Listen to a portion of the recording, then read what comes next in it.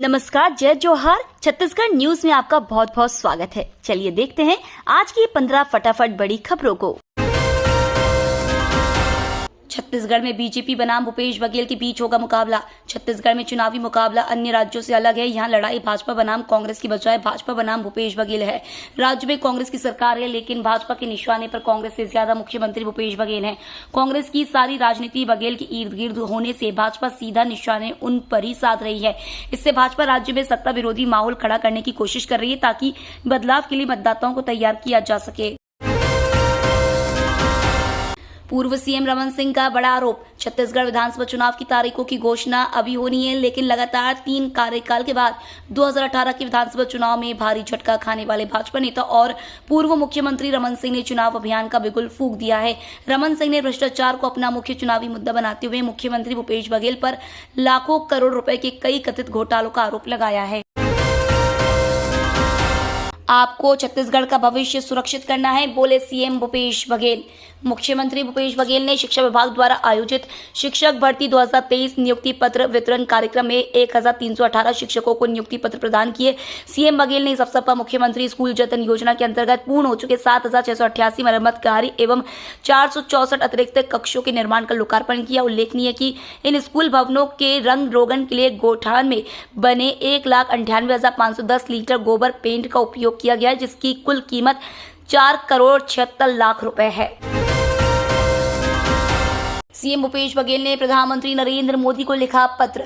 छत्तीसगढ़ के मुख्यमंत्री भूपेश बघेल ने केंद्र सरकार से राज्य में प्रधानमंत्री आवास योजना अंतर्गत विद्यमान स्थायी प्रतीक्षा सूची में शामिल 6,99,439 परिवारों के साथ साथ राज्य सरकार के सामाजिक आर्थिक सर्वेक्षण 2023 में पाए गए 47,090 परिवारों को आवास निर्माण के लिए केंद्रांश की राशि जारी करने अनुरोध किया है।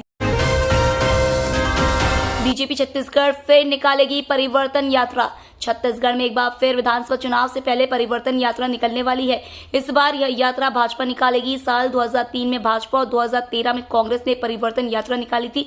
साल 2023 में एक बार फिर भाजपा ने परिवर्तन यात्रा निकालने का निर्णय लिया है।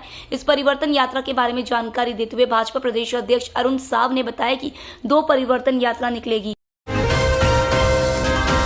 हर दिन 3 विधानसभा 2,989 किलोमीटर की यात्रा।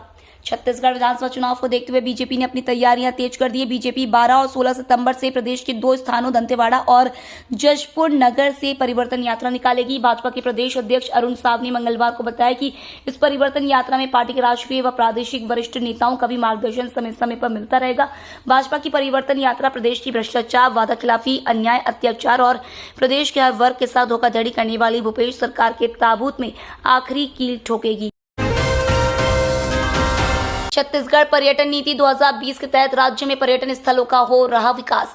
बघेल के निर्देशन में राज्य शासन द्वारा पर्यटन को उद्योग का दर्जा देने हेतु छत्तीसगढ़ पर्यटन नीति 2020 का राजपत्र में प्रकाशन दिनांक 18 अप्रैल 2020 से कर इसे 5 वर्ष के लिए लागू किया गया है। छत्तीसगढ़ पर्यटन नीति 2020 के तहत स्थानीय उद्यमियों एवं निजी निवेशकों हेतु पर्यटन प्रोत्साहन PPP मॉडल पर पर्यटन विकास के लिए आवश्यक प्रावधान किए गए। साथ ही प्रदेश के सभी जिलों में चिन्हांकित पर्यटन स्थलों में से प्राथमिकता के आधार पर पर्यटन स्थलों का विकास कर उसे सुगम बनाने की कार्य योजना है।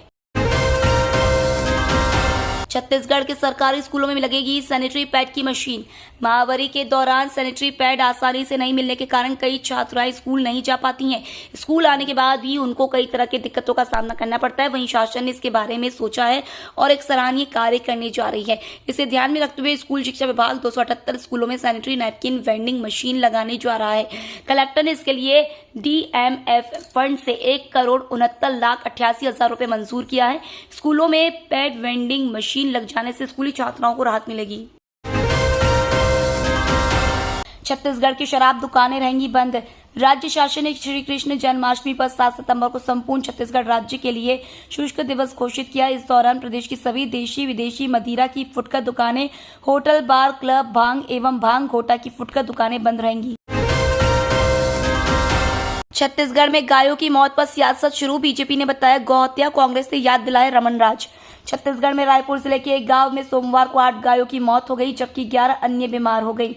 राज्य के मुख्य विपक्षी दल बीजेपी ने आरोप लगाया कि सत्ताधारी दल कांग्रेस के हाल ही में हुए एक कार्यक्रम के दौरान आयोजन स्थल के पास फेंके गए दूषित भोजन को खाने से इन मवेशियों की मौत हुई है।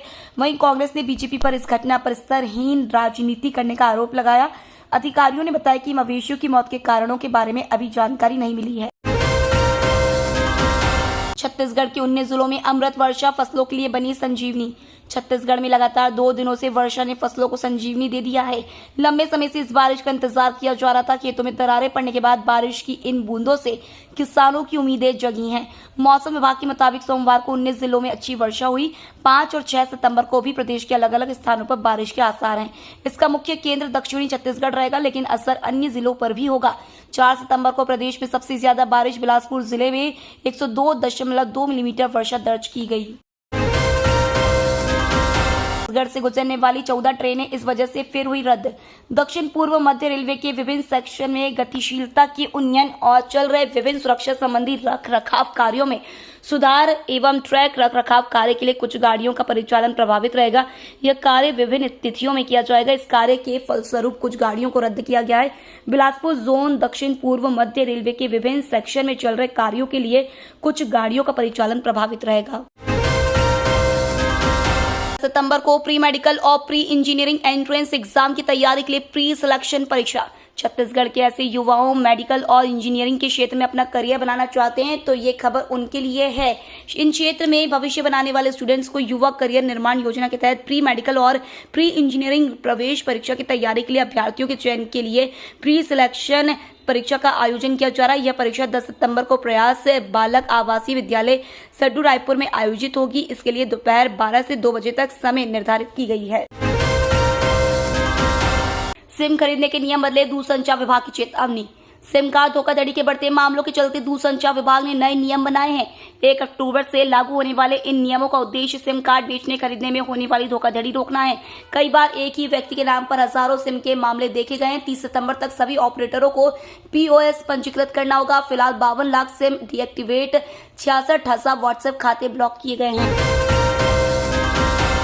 आज या कल कब है जन्माष्टमी, जाने सही दिन। जन्माष्टमी भाद्रपद माह के कृष्ण पक्ष की अष्टमी को मनाई जाती है। इस साल अष्टमी 6 सितंबर की दोपहर 3:37 से शुरू होकर 7 सितंबर शाम 4:14 तक रहेगी। गृहस्थ लोग जन्माष्टमी का व्रत 6 को रखेंगे, जबकि वैष्णव व वल्लभ पंथ मानने वालों की जन्माष्टमी 7 सितंबर को है। इस साल जन्माष्टमी पर रोहिणी नक्षत्र का संयोग भी बन रहा है। रोहिणी नक्षत्र 6 सितंबर की सुबह 9:20 से 7 सितंबर की सुबह 10:20 तक रहेगा। ये तो थी आज की बड़ी खबरें। डेली खबरों से अपडेट रहने के लिए चैनल सब्सक्राइब करना बिल्कुल ना भूलें। धन्यवाद।